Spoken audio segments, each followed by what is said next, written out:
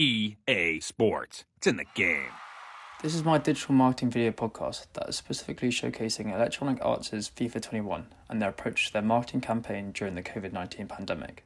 In 2020, the global video games market size is about $135 billion and accounts for more than 50% of the digital media market. EA see themselves as an entertainment company. To embed this purpose, they hired John Pompey, their head of player experience operations worldwide. According to Statista in 2020, FIFA 21 ranked first among the top-selling video games in the UK, with sales of over 2 million games. We can contribute some of this success to their marketing campaign. Annually, FIFA hold a world premiere that takes place in London, where on game day launch, they get the cover star and other main athletes all in one building to show off its new features. However, it became clear that this wasn't going to be possible due to COVID restrictions. This year's launch, FIFA 21 looked a little different. As an alternative to its world premiere, the marketing team produced a series of films where footballers play the iconic game of commentary from legendary footballers, called The Boot Room. The original plan was to film over the course of a week, resulting in a one-off digital campaign. However, it evolved into more of an episodic series. This style allowed for a longevity to the series and created build-up for the consumers, as everyone wanted to see these players and watch the competition between them. There are three types of digital media enabling various touchpoints to be created along the customer journey. Firstly, within the realm of earned media, Perez and Wade dictate that viral marketing falls under earned media and that viral marketing can be attained through paying influencers. Leonard's 2015 study on viral marketing found that it is much more beneficial to appeal to the emotions rather than the rational logical mind. As mentioned, the impacts of COVID meant that the marketing team tailored their campaign on a personal basis through the boot room, showcasing that you could continue to play and communicate with friends from the perspective of football stars playing the game with one another. And thanks to the proliferation of social media in recent years, footballers have propelled themselves from sports stars to influencers, which has generated huge organic impressions across the social media landscape. This has enabled consumers to connect with the stars on an emotional level.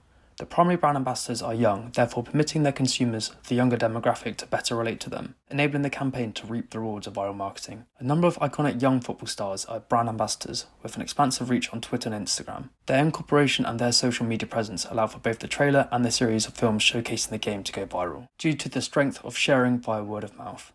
An additional aspect of the campaign under paid media is Kinetic and Mural Public's mural campaign in recognition of FIFA 21's launch. The campaign includes 5 murals across England and features players from the local football clubs, where they paid illustrator Scott McRoy. The public can spot the murals in Greater London, Liverpool and Manchester. Each artwork displays a different football player, and fans have the chance to see Foden, Bergwijn, Trent Alexander-Arnold and Mason Mount just in time for the launch of the new FIFA 21. The names represent FIFA 21 and FIFA's next ambassadors, players that are at the forefront of the next generation. This campaign enabled FIFA to embed themselves into the local communities, engaging the audiences in a creative way. This advertising style encouraged consumers to actively photograph and share on social media. This style has a co-creation element to it, where consumers are partaking in the movement and helping it to gain traction and go viral following the one-to-many model.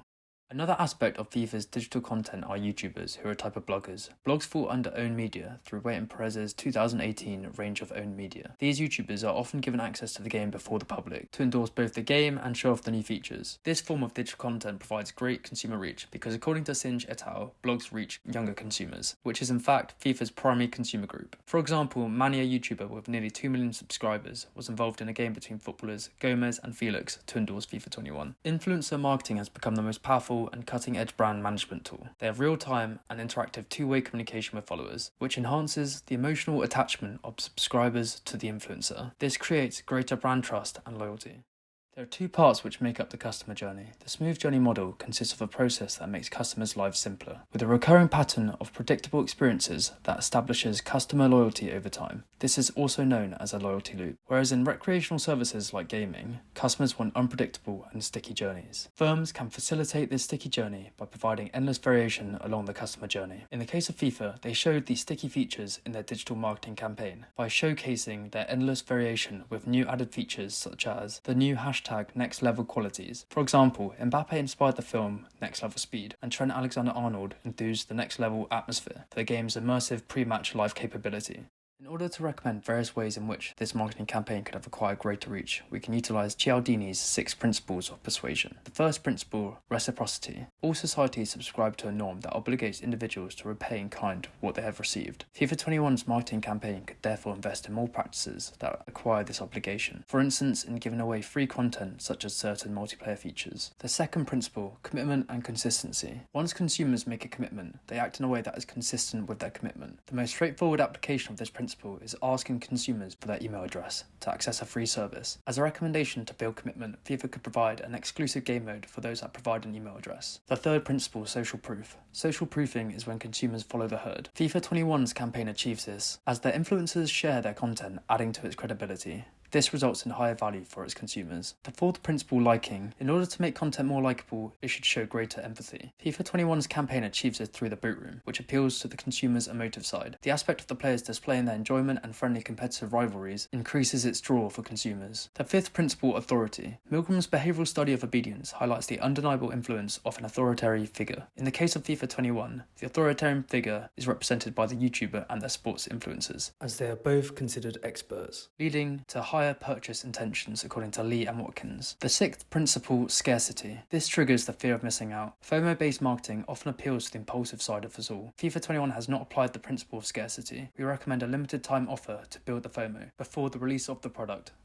Thank you very much for listening.